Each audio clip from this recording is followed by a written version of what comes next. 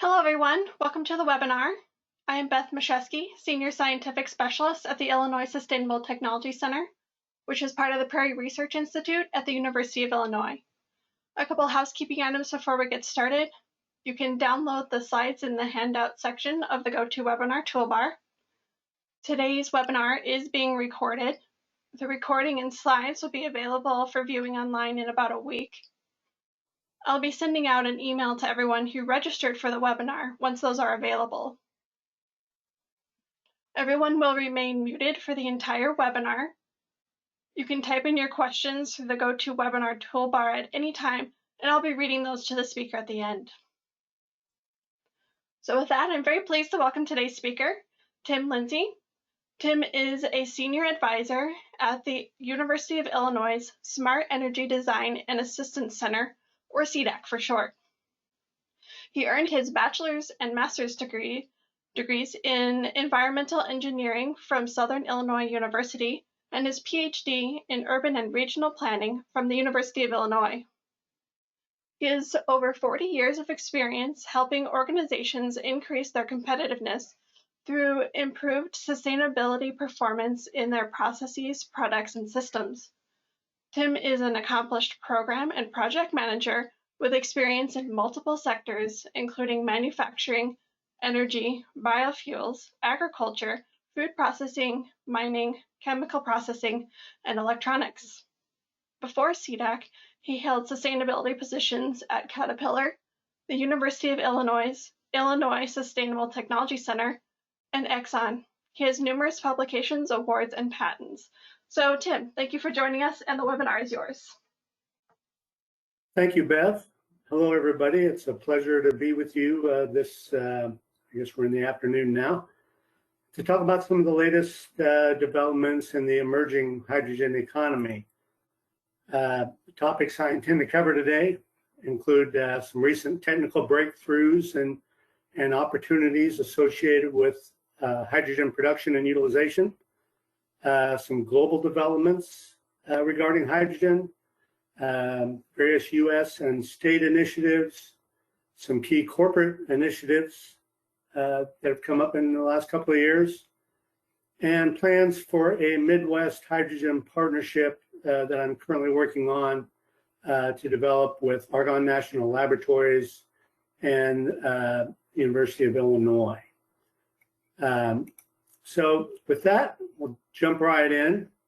And many of you will probably remember in our President's State of the Union address where he noted that with a new national commitment, our scientists and engineers will overcome obstacles to taking these cars, and he's talking about hydrogen cars here, from laboratory to showrooms so that the first car driven by a child born today could be powered by hydrogen and pollution-free. And so if you may or may not remember those comments, they didn't come from President Trump. They didn't come from President Obama either. These comments came from George W. Bush in the State of the Union address in January of 2003. So people have been talking about hydrogen for a long time, right? And fuel cells and all that. And yet we've had a number of fits and starts with it, false starts really. But the fact of the matter is, it's not uncommon for new technologies to experience that. You know, when we talk about innovation diffusion over time, you know, we typically show it with curves like these, you know, and so that yellow curve the S curve would show how technologies would typically diffuse, where slow at the beginning while you're just dealing with innovators, and then early adopters get in, and then you get to a critical mass point where it really takes off. And so this is typically how it's shown, but in reality, if you focus on that early portion, it tends to be kind of messy, right? And so if we expand the early portion of the adoption curve, we can see that frequently with a new technology, we have a lot of initial enthusiasm and interest. But then when we get into actual commercialization, we've gone beyond the laboratory, we're commercializing it now. And the promise that we experienced in the laboratory frequently doesn't pan out quite like we thought. There may be quality concerns, safety concerns, supply chain issues, performance issues, and on and on. And these challenges can create what's commonly referred to as an innovation valley of death, right? And a lot of technologies go in there and don't ever come out. And a lot of them go in there, and over time, it takes a while, but some of the challenges get worked out, and they achieve a critical mass point, and then they move forward. And so one of the things that I want to try to emphasize today is, I think when it comes to hydrogen, we are on the verge of coming out of this valley of death.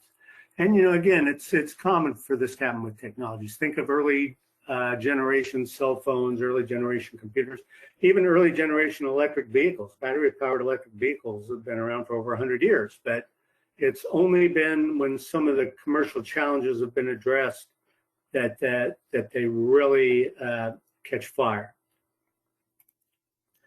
And so interest in hydrogen and fuel cells is growing again. Significant planning and investment took place back in the early 2000s. But fuel cell technologies failed to deliver satisfactory performance and financial returns for investors. However, technology developers have continued to work to address the shortfalls, and considerable progress has been made toward improving the technology's performance and reducing costs. And so I'll talk about some of the technology breakthroughs and the opportunities that they're creating around hydrogen. Well, hydrogen can be burned as a fuel in an internal combustion engine with some modifications. It can also be used to heat spaces and buildings. It can be used as a heat source for industrial processes, ranging from chemical manufacturing to even steel making now. There are CO2-free steel processes available. But right now, to burn hydrogen directly as a fuel is pretty expensive for the most part. That will likely change over time. But some of the opportunities that are more promising in the short term are around, based on breakthroughs in fuel cell technology. And you may have heard the term fuel cell, you might be familiar with them. But basically what we're talking about here is a device that you feed it hydrogen and oxygen. Hydrogen is usually in the form of fuel. Oxygen usually would come just from the atmospheric oxygen, unless you're in outer space, which they use fuel cells in outer space, and then you'd have to bring the oxygen along. But they are introduced into the fuel cell, and out come electricity and water vapor. Water vapor is the only byproduct from the fuel cell. No CO2 emissions, no priority of pollutants either. A hydrogen fuel cell, this shows it in a little more detail, and it's too bad we couldn't do this live, and I could walk you through it with a laser pointer. But it functions similar to a battery. It has two electrodes, an anode and a cathode. They're separated by a membrane. Oxygen passes over the cathode, and the hydrogen fuel passes over the anode. And then the hydrogen reacts to the catalyst on the anode and converts the hydrogen into negatively charged electrons and positively charged hydrogen ions. And the hydrogen ions move through the membrane to the cathode, where they combine with oxygen to produce water, and then the electrons flow out of the cell, and they can then be used as a source of electrical energy. So in a nutshell, that's how fuel cells work. And that's where a lot of the focus is here in the near term, with some of the other applications I was describing on a little longer time horizon. And so there have been some recent breakthroughs in the technology itself that are making it more commercial ready. First and foremost, reduced overall costs, and this has tended to come in the form of cheaper catalysts used in the fuel cells. 10 years ago, most of the catalysts were made of platinum at a cost of about $1,700 per ounce of platinum. Today's catalysts are comprised mostly of nickel at $60 an ounce. So a huge price decline on catalysts. We're also seeing better performance on fuel cells. We have higher durability because we can exchange the electrolyte now. The catalysts are more stable now and less prone to dissolution. We now achieve higher gas purities to feed the fuel cells, so there's less fouling, and better materials overall in a lot of the components. So in early versions, the hydrogen storage tanks were made of steel. Well, hydrogen can embrittle steel, and so that was creating some problems. New versions are made out of carbon fiber with special polymer coatings. And there have also been advancements on the membranes. And we've got two types of PEM membranes here. So we've got proton exchange membranes that are used in the fuel cell themselves. And those have gotten to be higher performers with lower cost. And then we have polyelectrolyte membranes used in electrolyzers to produce hydrogen. We'll talk more about electrolyzers here in a minute. So since 2006, fuel cell power density, the density of the device itself, has doubled. The durability of fuel cells in automotive applications has also doubled, and costs of fuel cells have reduced by 67%. All that since 2006, and so that mirrors some of the improvements we saw around other innovative energy technologies, such as solar panels and wind turbines and so forth, how their performance has improved while costs have come down. And then other aspects of advancements are around the source of hydrogen. So we now have a source of hydrogen that can be referred to as green, that I'll talk about in a minute, or more sustainable hydrogen. And part of that is brought about by expansion of the renewable energy sector itself. And so I'll talk about some of those dynamics. So currently the primary uses of hydrogen in industry are around oil refining to improve properties of fuels that are produced. And then in ammonia industries such as fertilizer manufacture, a lot of hydrogen is used there. They combine it with nitrogen to make ammonia fertilizers. But other emerging applications include energy storage, and that's one that's getting a lot of attention now.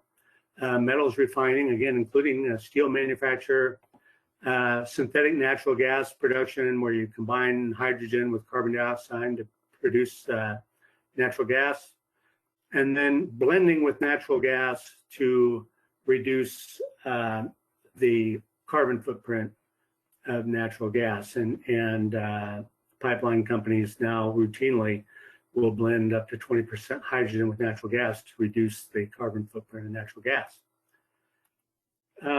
Generally, when we talk about different types of hydrogen, we do so in terms of the way it's produced.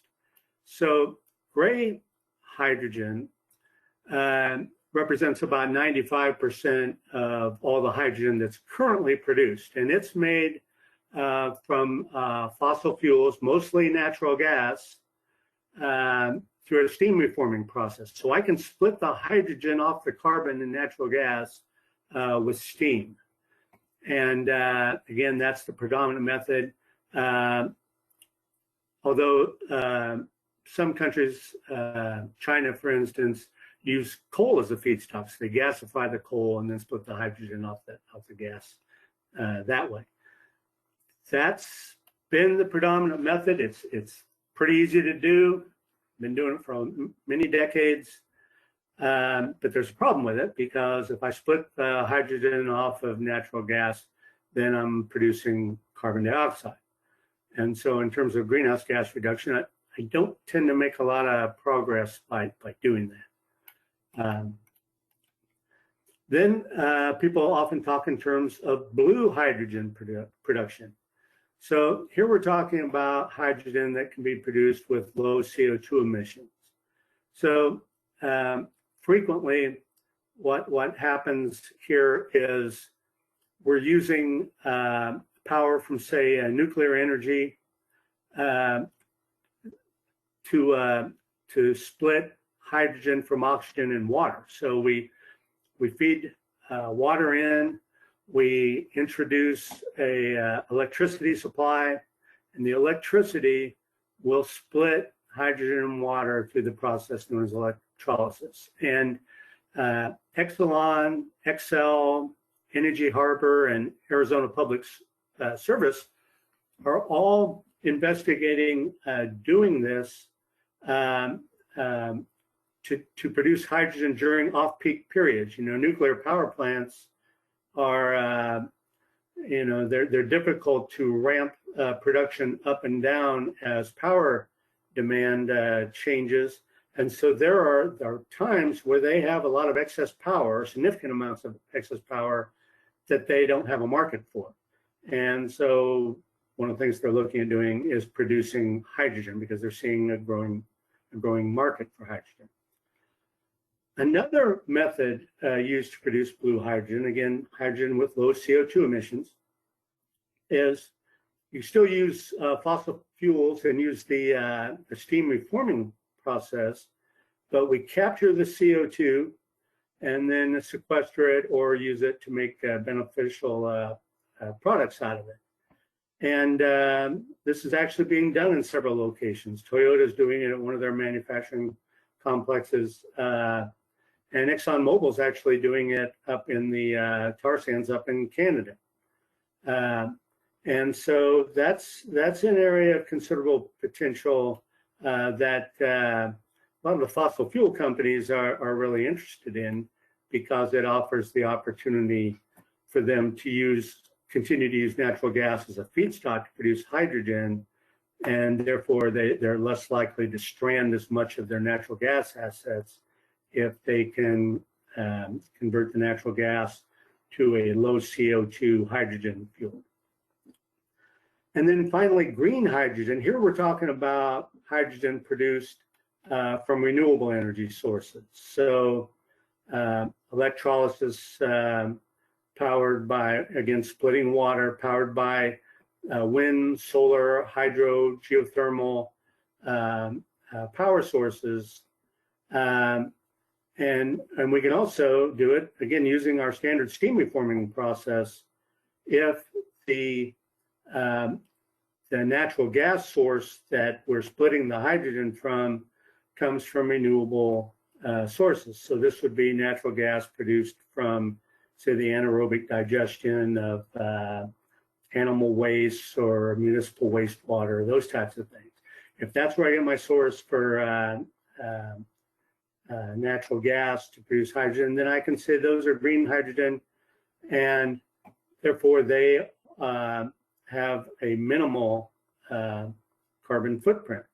So then they would be considered renewable fuels by the Renewable Fuel Standard with virtually zero CO2 emissions. And so that is getting a lot of attention these days. And to a great extent, it's because of the expanding renewable energy sector. The cost of renewable power has declined greatly in the last 5 to 10 years. And this, in turn, creates cheaper electricity input for an electrolysis process. So one of the rubs against electrolysis of water to produce a hydrogen fuel is that you actually have to invest more energy in splitting the hydrogen from the oxygen than the value of the energy in the hydrogen that you're producing. And so given that negative energy balance, people have generally perceived that there's no future in that. But now that the price of renewable power has really gotten low, particularly during off-peak periods, then it makes it a lot more feasible. I don't care nearly as much about a negative energy balance if the cost of that energy is minimized, and if that energy comes from renewable sources with no emissions, right? And so offshore wind power now is costing an average of about 6 cents per kilowatt hour, which is a significant number. I'll talk about that more. Cost of solar from PV is now globally down to around 10 cents per kilowatt hour. And there are many, many examples where people are getting much cheaper than that, particularly with wind and off-peak hours. And so not only is the price of renewable power gone down, one of the critical inputs here, but the availability has greatly improved as well. And so if I want access to renewable power, I no longer have to have that renewable power produced in close proximity to where I'm using it. You can now purchase renewable power from hundreds of miles away through what's known as a power purchase agreement. And so in reality, the power is going to come to me through the grid, but I purchased renewable power, and therefore I can claim that my processes use renewable power. And I can still claim that negative carbon footprint. So I can buy renewable power produced at night from a wind farm in Nebraska for very cheap, and I can use that as a feedstock then to use electrolysis to produce hydrogen from water. And that is a huge development in this space. It completely changes the economics. And then in turn, the increased intermittency challenges that are created for the grid by having significant portions of wind and solar power coming into the grid to be distributed has made it more and more difficult for utilities to manage their loads. And so they have to come up with ways to store excess power that's produced when they don't need it to be used in key times when they need more power, right? And so when you factor all these aspects together, the net effect is the cost of hydrogen production is declining while the demand is increasing, because hydrogen can be a very effective means of storing power for during off-peak periods for use when demand is higher. And so more and more organizations, I mentioned the utilities, are looking at it for using off-peak nuclear power, but more and more utilities are using it, are looking at using it for grid storage. The Los Angeles Department of Water and Power, which is the nation's largest municipal utility, is just announced, I think earlier this week, that they're spearheading a $1.9 billion effort to convert a coal-fired power plant in Utah to run on hydrogen produced with excess wind and solar power and then backed up with natural gas. Hydrogen is also getting a lot of interest for usage in data centers, both as a source of reliable power and as a source of backup power. And Microsoft is conducting a demonstration project using fuel cells to power a data center in Utah, and there are multiple others engaged in this. I know Caterpillar just got a grant from USDOE to look at using hydrogen power at data centers as well. So a lot of interest there. And hydrogen has many potential roles in energy storage, from grid storage to distributed power and so forth. But a lot of the recent focus has been directed toward transportation. And this image shows the drivetrain of the Toyota Mirai sedan. Toyota introduced this vehicle back in 2015. They've sold over 10,000 of them now globally. It's a low market item right now, but hydrogen is Toyota is firm believers in the future of hydrogen technology. But what I like about this diagram, it shows how the hydrogen system is integrated into the vehicle's drivetrain. So there to the right, we have the hydrogen storage tank, again made of carbon fiber. We have a lithium-ion battery pack to store some of the power in. Then we have the hydrogen fuel cell, and then we have the electric motor and gearbox to drive the vehicle. So the way it works then is the hydrogen goes to the fuel cell sends power to the battery pack, and then the battery pack provides the electricity to the electric drivetrain. So a key takeaway here is this is an electric vehicle. So hydrogen vehicles are also electric vehicles. And I find over and over again when I try to talk to people about hydrogen vehicles, they say, well, we think battery vehicles are the way to go. Or they'll say, we think electric vehicles are the way to go, and meaning battery vehicles when they say it, right?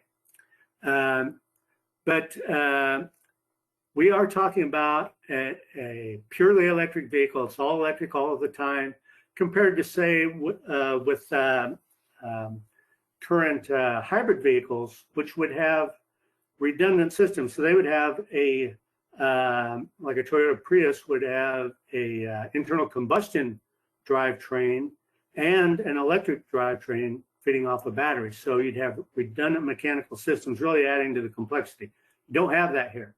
It's all electric all the time. It can run some distance on that battery pack, but it's able to achieve much longer ranges through the use of hydrogen fuel.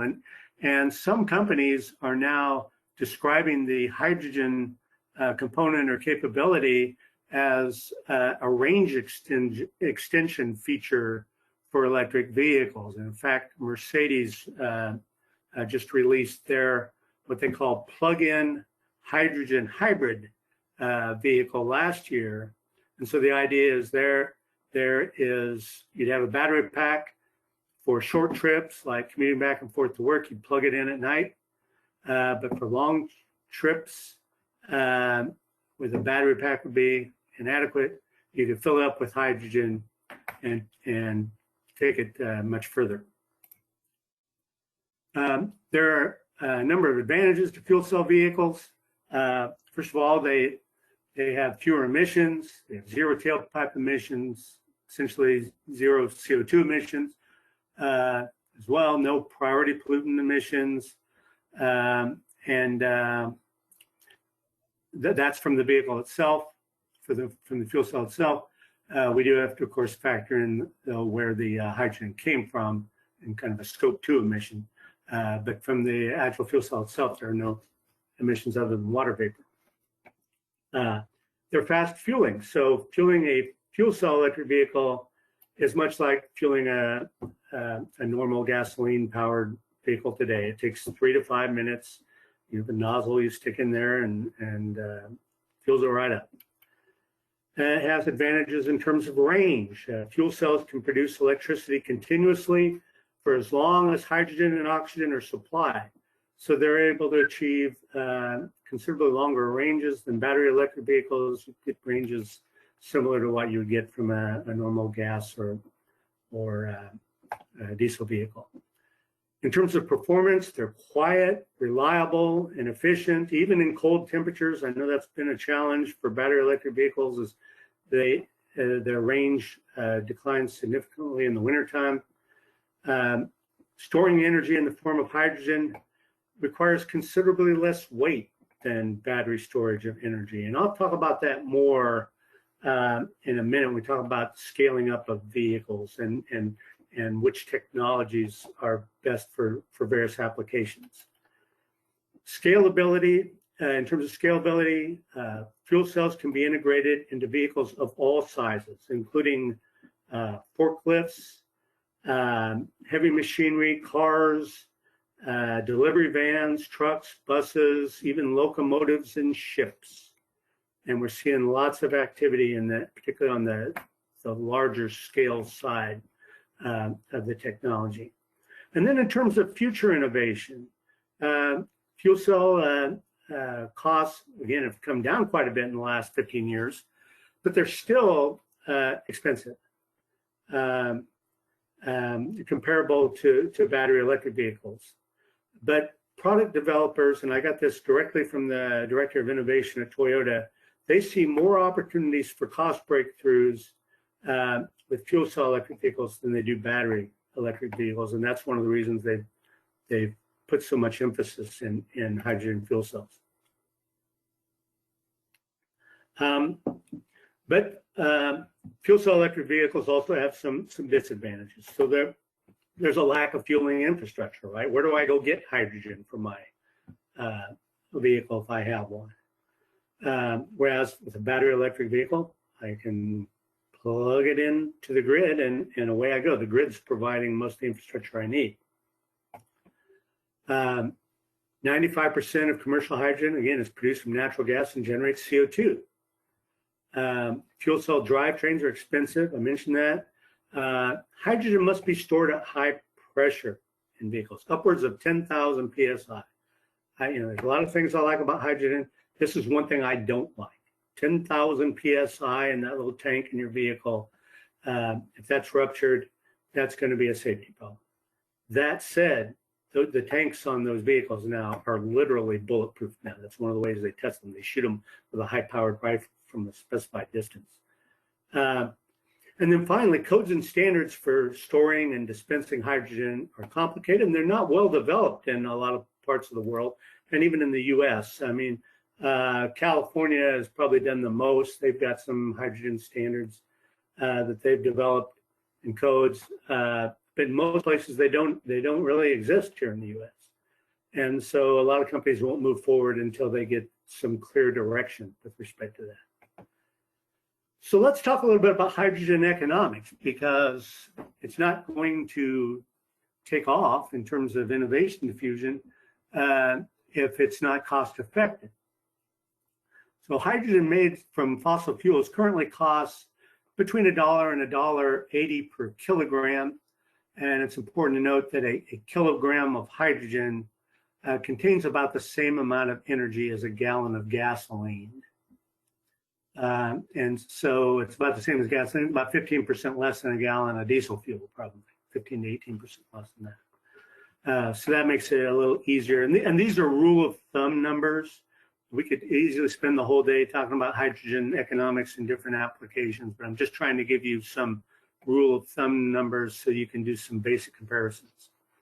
So gray hydrogen from fossil fuels, $1 to $1.80 per kilogram. Green hydrogen currently costs $5 to $8 per kilogram. The cost for making green hydrogen is heavily dependent on the cost of electricity used to make it. It's about 70% of the total cost, depending on what you're paying for power. But if you can get power at about 6 cents per kilowatt hour, you can produce hydrogen, a green hydrogen with no carbon footprint. If the power came, again, from the renewable sources, you can produce it for about $6 per kilogram. And so that isn't very cost competitive. You're comparing that to, say, $2.50 gasoline or $3 per gallon gasoline.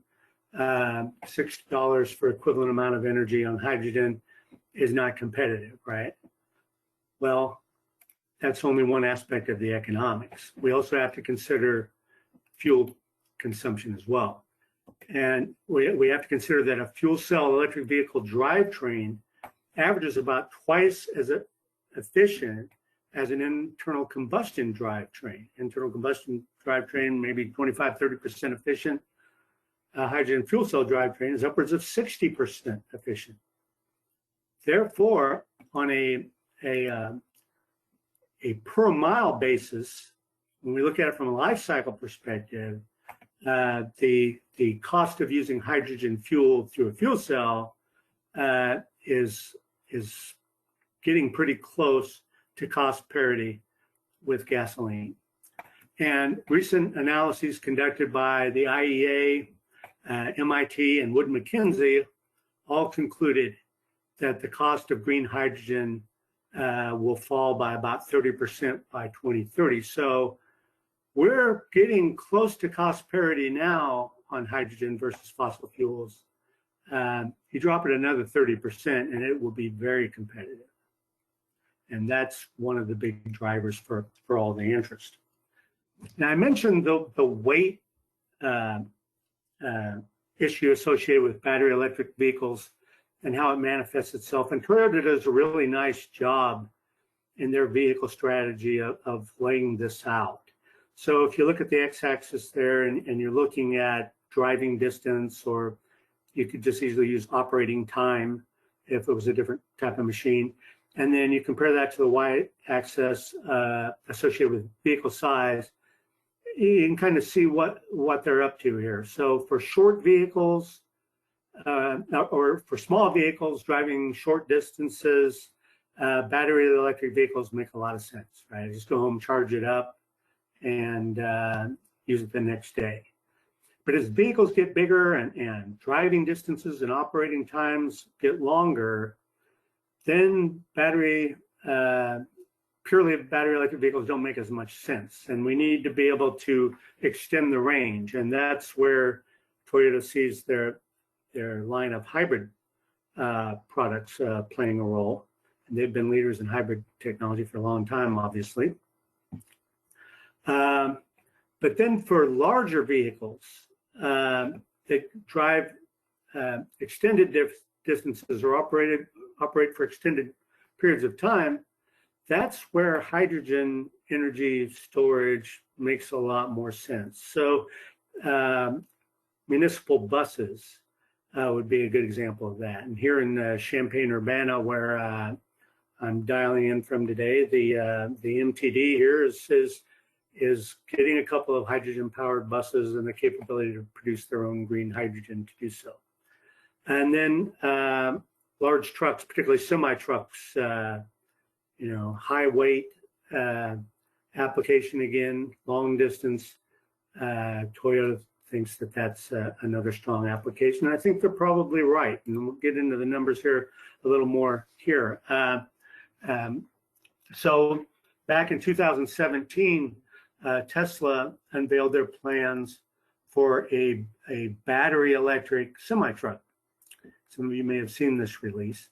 And then a couple of years later, Nikola, a startup company, unveiled their plans for a hydrogen-powered semi-truck. They'll make battery-powered ones as well, but they see a bigger market on the hydrogen side. Now, if you compare these two trucks, they both offer superior acceleration and torque because of their electric drives. And they both claim that they'll be cost competitive with diesel fuel. Tesla anticipates their truck to have a 300 to 500 mile range, depending on load and depending on which battery pack you select.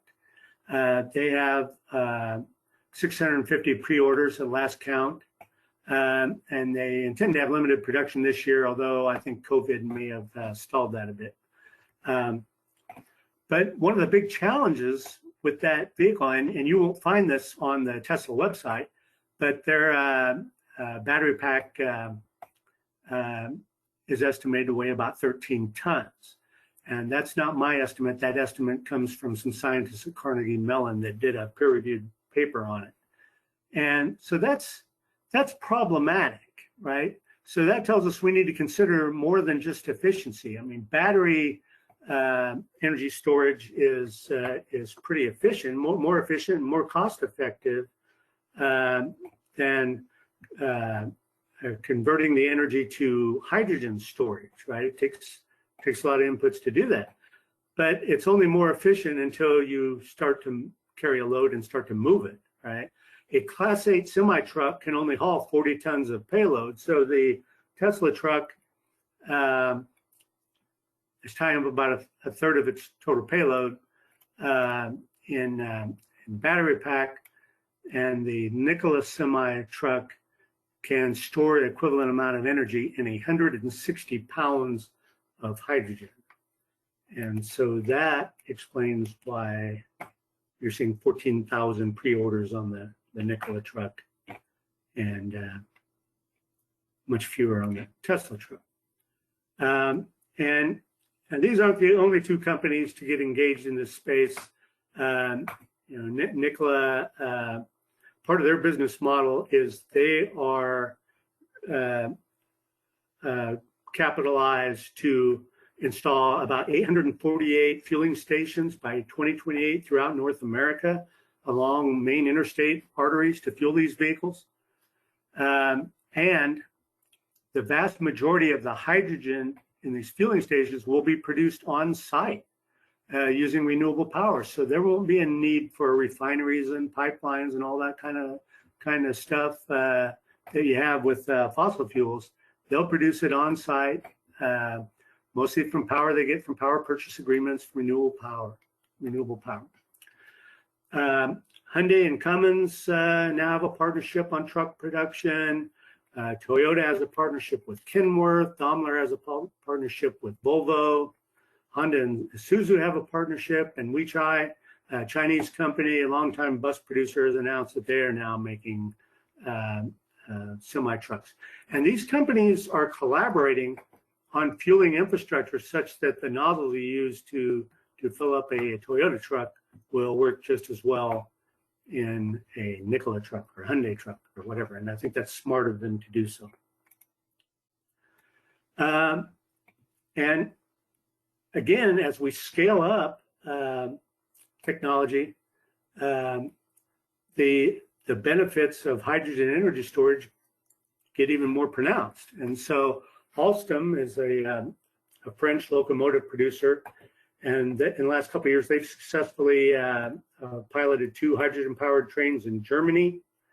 Germany announced they have plans for 14 more trains by 2022. Additionally, Great Britain has plans for hydrogen-powered trains. France has plans for hydrogen-powered trains, as does Austria. So a lot of activity in the locomotive space, as well as a lot of other applications, machinery applications. There are over now 25,000 forklifts in operation that are powered by hydrogen fuel cells. A lot of interest in hydrogen and maritime applications. The picture here is of a trolley in San Francisco powered by a hydrogen fuel cell. And then as prices decline, using hydrogen for heating applications, both for space heating and industrial process heating, become more viable. And even hydrogen-based steel production is getting a lot of interest. And at the University of Illinois, we've had several meetings with ArcelorMittal, the world's largest steel producer, about how to go about doing that. And so globally, there's a lot going on. Multiple European countries have announced plans to include hydrogen infrastructure in their COVID recovery plans. The European Commission recently formed a Clean Hydrogen Alliance and launched a 430 billion euro hydrogen strategy. They feel like this is key to meeting their greenhouse gas reduction goals, 50% by 2030. Germany is planning a 2-year, 130 billion COVID recovery program that includes a significant portion for green hydrogen. France just announced they intend to invest 7 billion euros in hydrogen by 2030. And there are other notable projects. You hear about them virtually every day now, but projects in the UK, Belgium, Portugal, and the Netherlands, and probably some that I've missed because it's almost impossible to keep track of all of them now. The Asia Pacific region also has a lot going on. Japan has had a plan for a deployment of 40,000 fuel cell electric vehicles by 2020. They're not going to make it.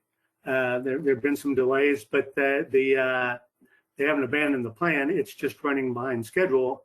They plan to have 200,000 vehicles by 2025 and 800,000 by 2030. China has set goals for 50,000 fuel cell vehicles by 2025 and 1 million by 2030. I've worked with some of the Chinese provinces on this, and they're serious about it. South Korea set goals 80,000 fuel cell vehicles by 2022, and Australia just announced they're setting aside the equivalent of 191 million US dollars to jumpstart hydrogen projects.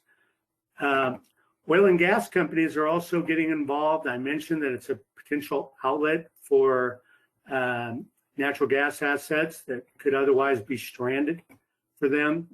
Shell has proposed Europe's largest green hydrogen project in the North Sea.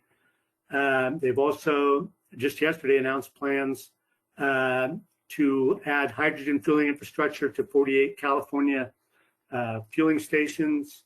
BP and their recent strategy unveiling has committed $5 billion a year to renewable energy, including wind, solar, and hydrogen. And then Saudi, of course, isn't a oil and gas company, but obviously they're closely affiliated with them. And they have announced their plans to build the largest green hydrogen project in the world. And all these things, again, I mean, the oldest bit of news here is July of this year. The Hydrogen Council was formed a few years ago to use its global reach to promote collaboration between governments, industry, investors. It includes a coalition of 90 CEOs have the influence to be able to do this. And they provide guidance for accelerating the deployment of hydrogen solutions. Their board consists of leading companies working in the hydrogen space. I've listed them there. So they have the influence and the financial resources to make things happen. They estimate that hydrogen could deliver 18% of global energy demand by 2050 and generate 30 million clean energy jobs. In the U.S. and some of our states, California is currently the leading state. There are 8,500 fuel cell electric vehicles on the road in California. They have 42 current fueling stations, but they just announced this week again, they've allocated funding to subsidize the construction of 123 more. 15 other states have committed to 100% of all new medium and heavy duty vehicle sales be zero emission by 2050. Some of these vehicles will be battery electric vehicles, but the larger ones in particular will probably be hydrogen vehicles. And Forbes published in just last year that hydrogen could be a $130 billion US industry by 2050. The US Department of Energy is heavily engaged in hydrogen research and deployment. They have what they call their hydrogen at scale concept. It's a multi-year initiative to fully realize hydrogen's benefits across our economy. It's a vision vision is for affordable hydrogen production, storage, distribution, and use. In July, they announced $64 million in funding for 18 projects to advance hydrogen. And then more locally here in the Midwest, we're forming a partnership to address the ongoing technology needs of the rapidly emerging hydrogen economy. Leading the charge on this partnership are Argonne National Labs and the University of Illinois Granger School of Engineering, along with the U of I's College of Liberal Arts and Sciences, and the Smart Energy Design and Assistance Center where I work. CDAC is an applied research and outreach program focused on reducing the state's energy footprint. But the plan, again, is to establish a Midwest hydrogen partnership to facilitate technology development and deployment. There are ongoing partnerships on the West Coast. Obviously, California is doing a lot, and there's a lot of activity on the East Coast with some of the key manufacturers out there.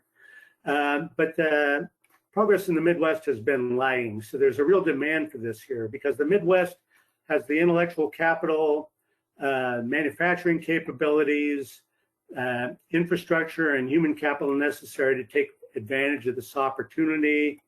It's home to some of the top public and private research institutions in the world, as well as 3 DOE national laboratories, has a large manufacturing base, particularly for vehicle manufacturing, that could rapidly adopt and begin manufacturing products, not only for hydrogen, but for the hydrogen production, but for also for fuel cell technologies and vehicles and other applications.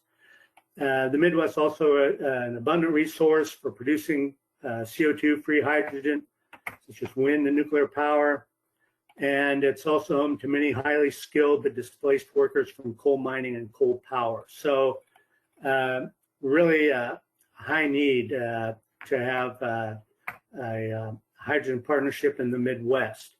And there's the potential for some financial support here. In June, DOE announced their intention to invest up to $100 million over 5 years into 2 new DOE National Lab led consortia to advance hydrogen fuel cells. And so part of our intention in this partnership with Argonne is to go after one of these consortiums and run it here. This very briefly shows how the partnership will function. There will be 5 major themes around product development, process development, materials development, infrastructure development, and then market deployment of all of those. And then you can see beneath them all the different aspects we've identified for research, commercialization, and deployment.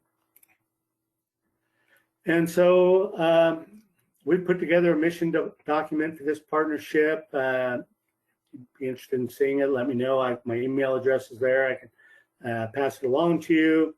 We're going to have an initial stakeholders workshop on November 12th in the afternoon to begin mapping out our priorities and plans. We've already got many private sector companies committed to participating, along with some government agencies and some NGOs. Should be a strong turnout. If you'd like to participate in this first workshop, again, let me know, and I can see about getting you an invitation. So with that, we've got just a few minutes for some questions. I did that intentionally because I know we've got some people in the audience that can ask me a lot of tough questions that I can't answer, and so that way we can run out of time, and I'll be saved by the bell. But I was just going to say that we could stay on the line for a few extra minutes if you have time for other questions. I can stay on the line. That's fine. Okay. I was just going to make an announcement that a couple people had been having trouble downloading the handout and with sound during the webinar. And so this presentation was recorded and the recording and the slides will be posted online, and I will send out an email once those are available, so you can catch up on anything later on. So on to the first question. Does the Midwest Partnership have a governance structure, website, funding ask, etc.? No, it does not. No, it does not. Right now, we're just assimilating partners and putting together an agenda and a plan and some focus areas, and so that the administrative aspects will be forthcoming. Okay. Second question. How soon would you expect it will be until the cost of a kilogram of green hydrogen is competitive with the cost of gasoline, approximately $2.50 per gallon here in the United States? Well, so again, and this is a question or a comment I get from a lot of economists, right? They look at the cost of the fuel per unit of energy, and hydrogen is quite a bit higher than gasoline and diesel. But when you consider that it's going into a fuel cell electric drive system that's twice as efficient, the economics get a lot better. So right now, you're about, the cost of the fuel itself is about twice as high, a little more than that. But the fuel cell is twice as efficient, the drive system is. And so you're getting close to cost parity now. Cost should decline by 30% by 2030. And so it's going to be somewhere in between. There are other aspects, though, that improve the economics. For instance, maintenance of electric drive system, fuel cell electric drive system is cheaper than for an internal combustion system. You don't need as many tune-ups. You don't have to do oil changes and that kind of thing too. So, and for that reason, you also get a higher performance production capability. So it can stay on the road more hours in a year than a internal combustion engine. So that has high value as well. So you're very close to cost parity right now when you factor all those things in. I mentioned when we're talking about the economics, I was just showing rules of thumb, but when you combine all the benefits, and if there's ever a cost of carbon, well, that will really put it over the top. Okay. Third question is, can you describe what success would look like for this effort on November 12th, 2021? Yeah, so what we're looking to do is assimilate all of the leaders in the development and deployment of hydrogen production technologies and hydrogen utilization technologies, and find out what their priorities are for research. What problems do they currently have that don't have any solutions? That's one of the best ways to identify your research agenda is, what needs to be fixed, or where are the weaknesses and constraints in the current system. And then we can identify technologies that may be emerging that can address some of those problems. And then we can also identify research needs. So we want to get that on the table. We want to find out who's serious about participating, who wants to help drive the research agenda, right? And who's interested in collaborating either through cash investment or through in-kind services, because some of this research can be conducted by private sector companies in their own facilities. And so we want to bring the folks together to find out again what are their challenges, what are their priorities, and then we will use that to more fully develop our agenda and plans. Okay, I'll take one last question here. As you mentioned, a lot of work has been done in the past with hydrogen and hydrogen fuel cells. The battery technology made big improvements.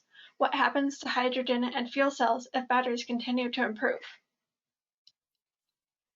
Well, I guess that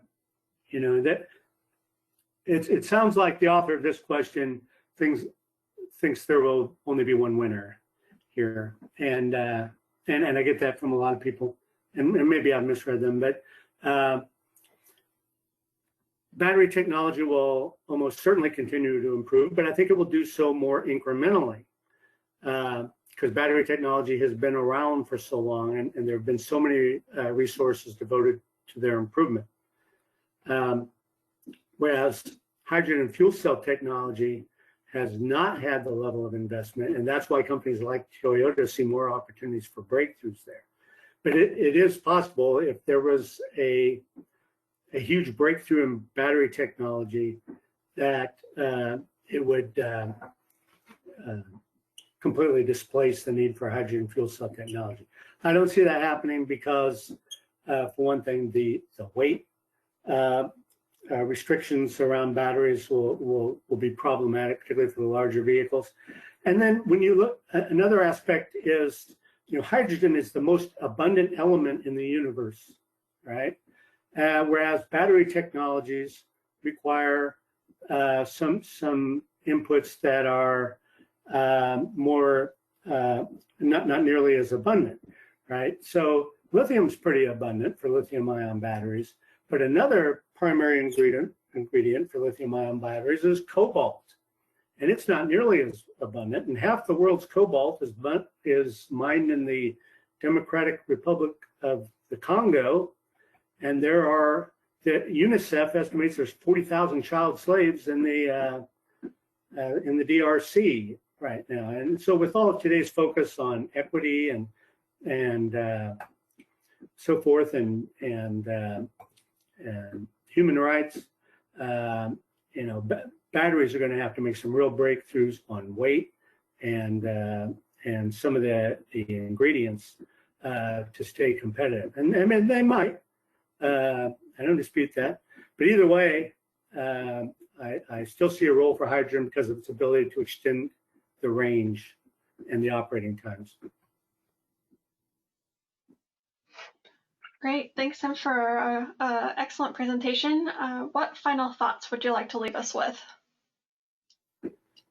Well, I hope this has been informative, and I hope it cleared up some of the confusion around hydrogen and where it does make sense in the near term, and where it likely will in the long term, and some of the potential it offers, and what some of the challenges are. We've got some smart people in the audience that can maybe help address some of these challenges. Great, thank you. Thank you all.